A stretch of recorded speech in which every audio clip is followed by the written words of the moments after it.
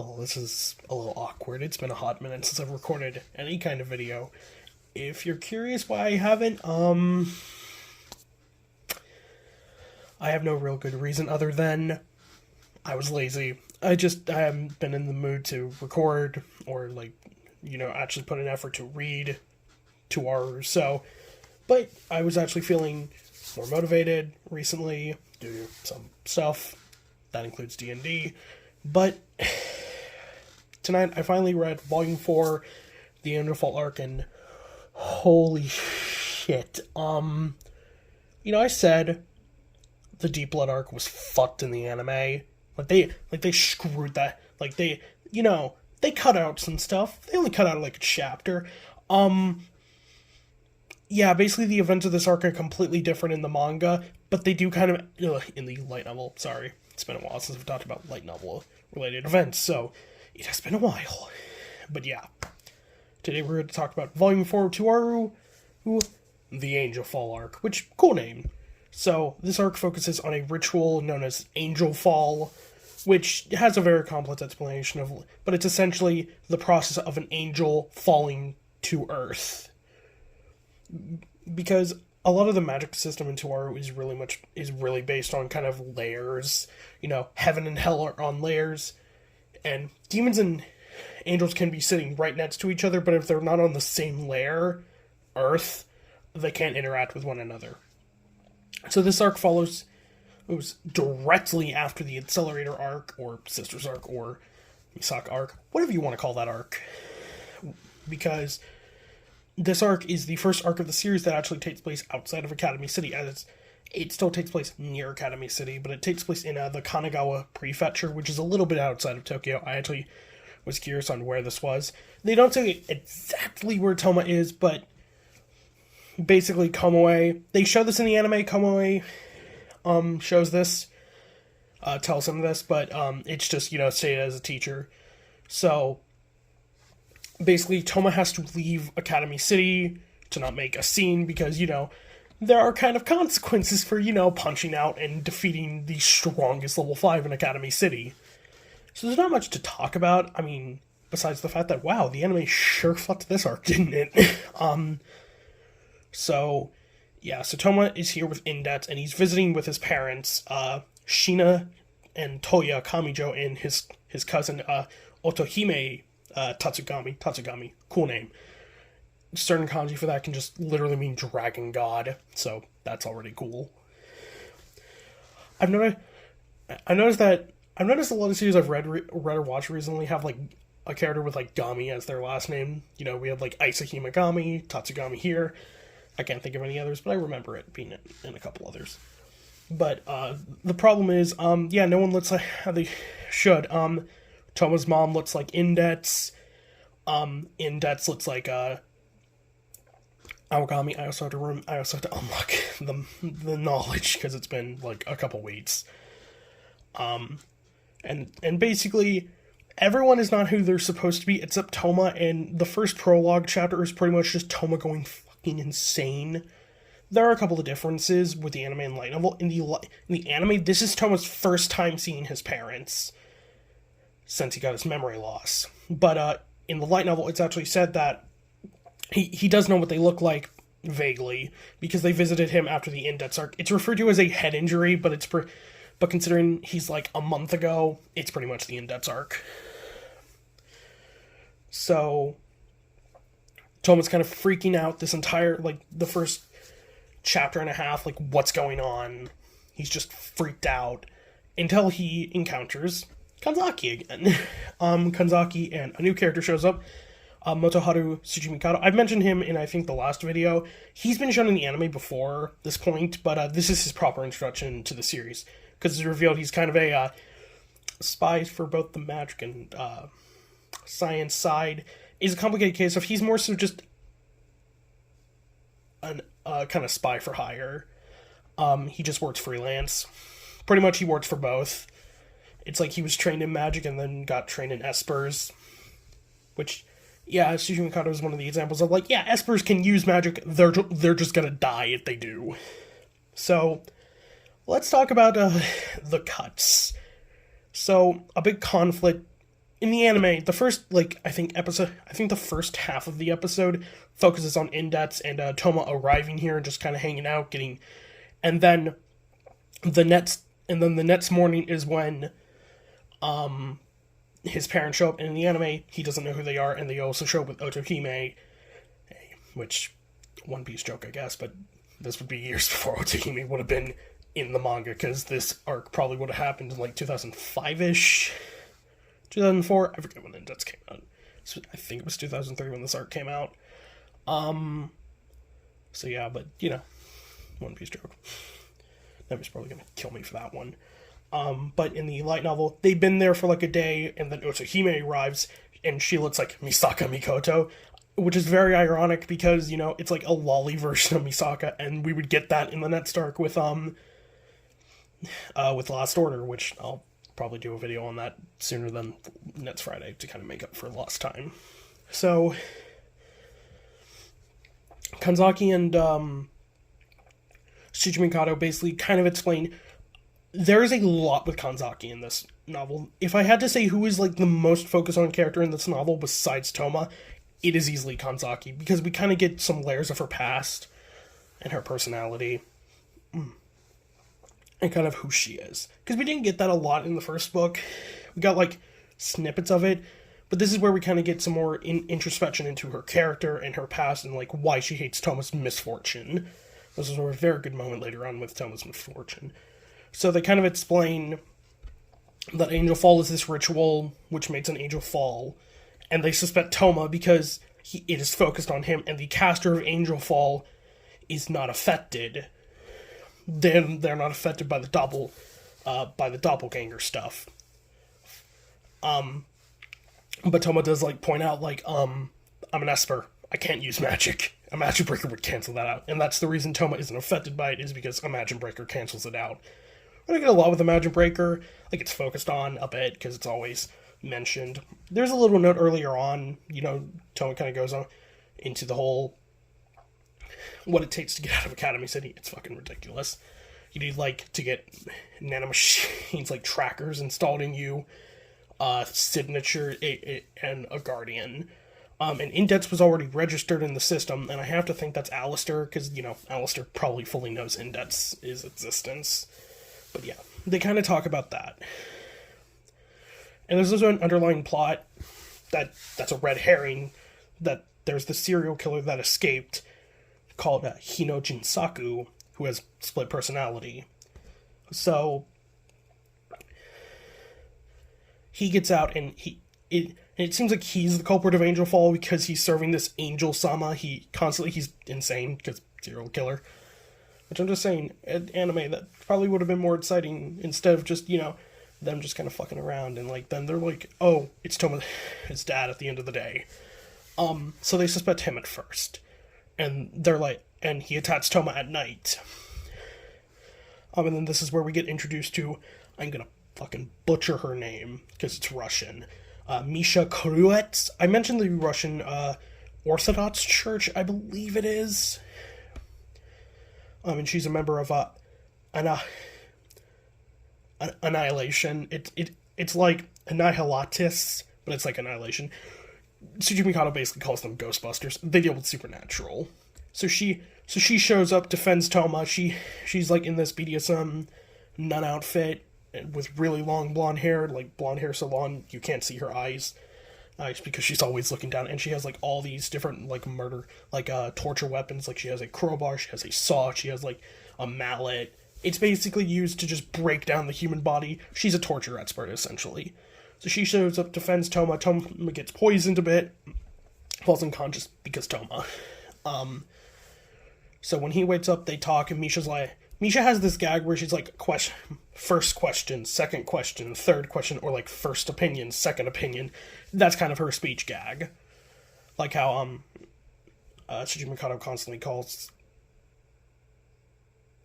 Toma Kamiyan. Kind of weird, but funny. So they kind of question, and they're like, okay, this guy is talking about Angel-sama. We have to track him down, but they're like, okay, we have no fucking idea where to look.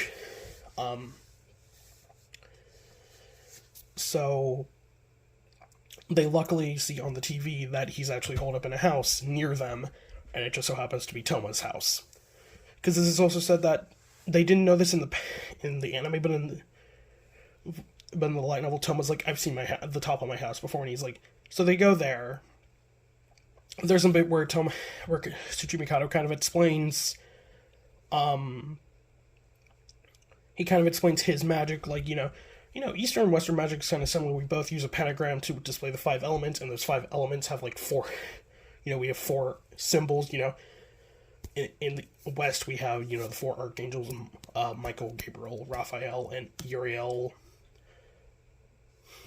And, then in the East, we have, like, Byakko, Seiryu, Genbu, and Susaku, the 4 beasts. If you've seen Yu Yu Hakusho, you know about that. But they kind of discuss that, and Tsuchimi Kato also goes into Kanzaki's past, where she's, like, blessed with fortune, and that's why she's so offended by Toma. So basically, Kanzaki, as a kid, from birth, was blessed with fortune. She was a part of a section of the church called Amakusa Shiki, or the Amakusa-style church, which, if you know anything about Japanese history with Christianity, that's with Tokunada. No, Tokusada. Tokunada is a Bleach character. Tokusada is the guy. Shiro Tokusada Amakusa. He was a rebel within Japan, who was a leader of a branch of Christianity within it. And he was executed at, like, age 19 or something. So Kanzaki was a part of that, and she was the priestess. This is what we get stated. She was also a saint, one of less than 20. So basically, we kind of find out the meaning of her name, Slavre, or Salvera. Slavre is a different thing. Sorry, Bleach on the brain. Go watch the recent Bleach episode if you haven't. I just chill that, because God, that was fucking great. But she was blessed with fortune, and that's the whole point of her name. She wants to be if God chooses people to save, she wants to save people who are not chosen by God. So people like Indets, people like Toma. But that's why she's so angry about Toma's misfortune, because she views him as kind of lucky because of his ability and what he's done. So they kind of mention that, and then they go into the house and confront Jinsaku. There's a little fight with Toma, Tsuchimi Kato, and him. They win at the end of the day. And then they kind of question him, and he's insane. He has no fucking idea what he's talking about. Like, Angel Fall, what are you talking about? But Toma pipes up, and he's like, he was diagnosed with schizophrenia. Angel Fall just switches the personalities and the memories. So what happens if you have split personality? So yeah, they determine he is not their man. But they also look at they're just kind of looking around the house, and they look at a picture, and they see that, Toya looks exactly the same in a picture as he does, and Toma determines, he hates himself for it, but he determines Toya, his dad, is the culprit. This is also where Misha just fucking runs off, because she's like, okay, time to kill him. We'll get into her in a minute. That was also a cute little moment with her and Toma earlier on, with Toma giving her gum, and she's like, what the fuck is this? So Toma confronts him, and Toya's like, okay, I got involved in the occult because I wanted to cure you of your misfortune. Because this is also where we get a bit of Toma's past.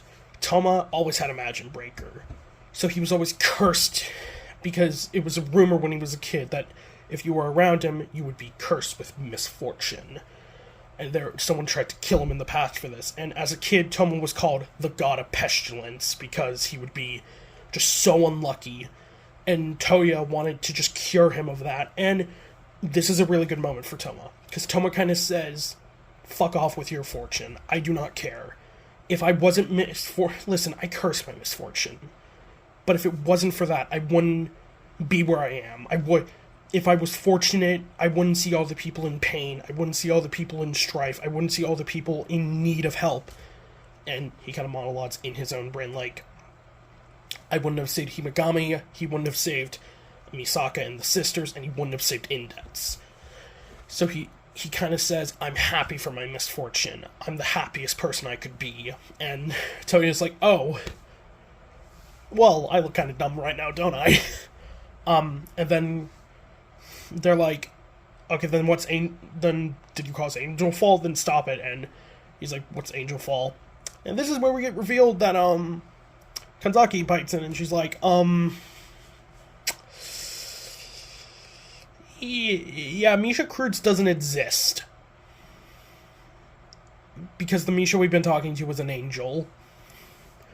So yeah, we find out that the angel, it's called Power of God, but I believe it's Gabriel, who controls water.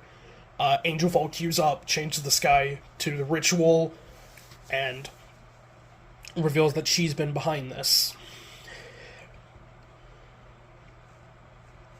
And so, Toma and Toya run off to try and figure out what's going on. Tsuchi Mikado also runs off at this point to somewhere. And this is where we get a really intense fight scene with Kanzaki and the Angel. They both kind of fight. Kanzaki kind of monologues to herself about, her luck. It's like, I'm so fortunate. People would sacrifice themselves and say they were so lucky to meet me, but they would die. And it's like, I don't want that to happen anymore. I don't want to hurt people near me just because of my luck. I want to save people, not hurt people. So that's why she kind of relates that's why she kind of really relates to Toma as a character, as a person. So they go off and Tsuchi Mikado fights against Toma. It's kind of brief a little, and it's also overshadowed by the great fight between Gabriel and Kanzaki. They both go at each other. This is also a mention of, like, it's like, yeah, the Christian arts were never meant to kill. It's like, a man cannot kill a god. That kind of line. But Kanzaki's like, there are many gods within Shinto belief.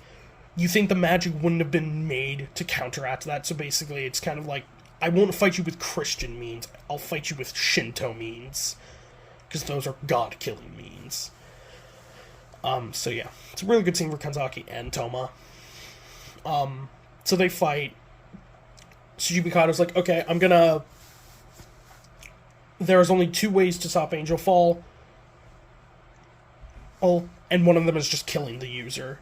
And we find out that Toya didn't activate Angel Fall on purpose, but he collects all these occult items, and he just placed them in such an exact position that it activated Angel Fall, which, yeah, is bullshit luck, but, it's kind of anime bullshit luck, so I don't really care.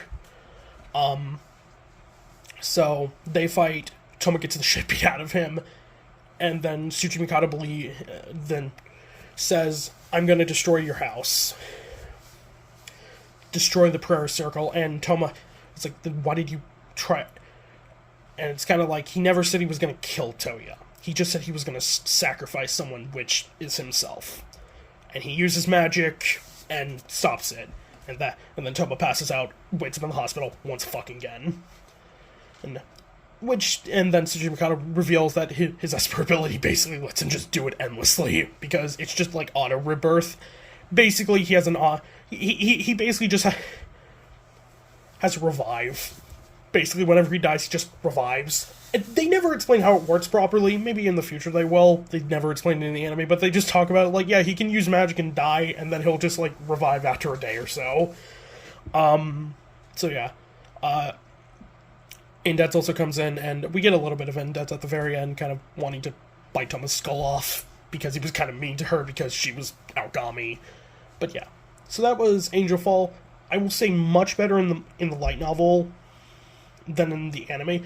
The anime takes out Jinsaku and just kind of replaces with... I do like the fact that he's like a red herring and lets you think that he's behind this, but then he's not, and then it's like the reveal of like, oh shit, it's Toya.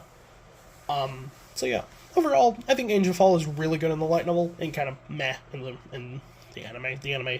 What happened, JC Steph? I just want to know. What the fuck happened? We may never know. But yeah, if you enjoyed this and enjoyed my little rambling, this probably seemed more rambling than usual because it's been a while. I probably didn't talk about the events as well as I could, but yeah, it was a good read, good couple hour read. So yeah, stay tuned next week for when we talk about the 3 stories arc, which also kind of got fucked to the anime because the events were really moved around, and back to some Accelerator related content, which I'll enjoy because now we get into Protagonist Accelerator, who's a fucking great character. So yeah, jump out next week. This is Neo.